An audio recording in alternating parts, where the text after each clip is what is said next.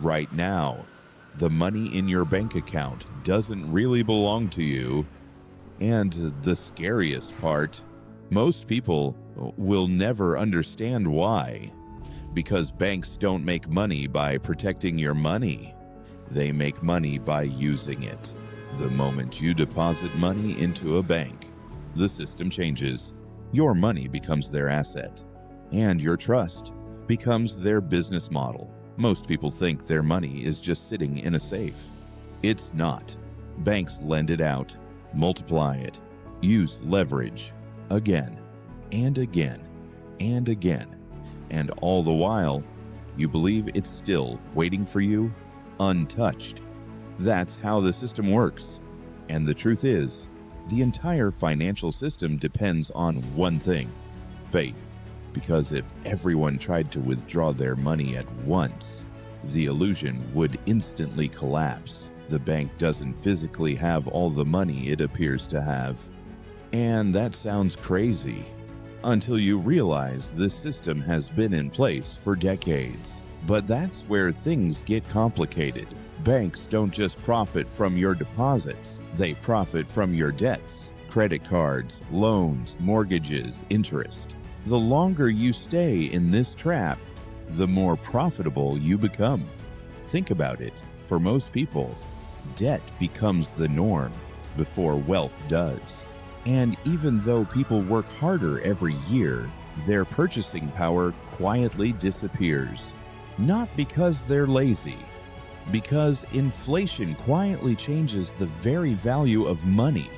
Prices rise, savings are losing their value, and most people never notice this process in real time. That's why someone can make more money than ever before and still feel broke. The game has changed, but no one explained the new rules. Schools teach people to work for money, but almost no one teaches how money really works. That's the difference. People who understand the system use money differently. They understand leverage, assets, real estate, cash flow, while everyone else remains trapped, trading time for survival. And that's why the banks continue to get rich, because the average person was never taught how the machine works. They only learn to participate in it. Look around you. People spend decades working, saving, paying interest, repeating the cycle, never questioning who benefits most from this cycle.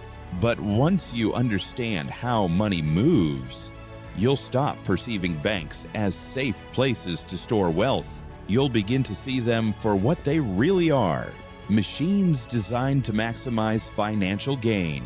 And no, that doesn't mean banks are evil. It means the system was built to reward those who understand it, while everyone else funds it. That's the real divide, not between rich and poor, but between the informed and the uninformed. Because the people who truly create wealth usually stop thinking like consumers and start thinking like owners. Owners of assets, owners of systems, owners of cash flow. That's why the rich are obsessed with business, stocks, real estate, investments, not just a salary. Because a salary alone rarely creates freedom, and freedom is what everyone strives for, not money. Freedom from stress, freedom from the need to survive, freedom from dependency. But none of this will happen until you understand the system you're in, because once you see how money really works, you'll stop blindly chasing it, and you'll begin to understand power.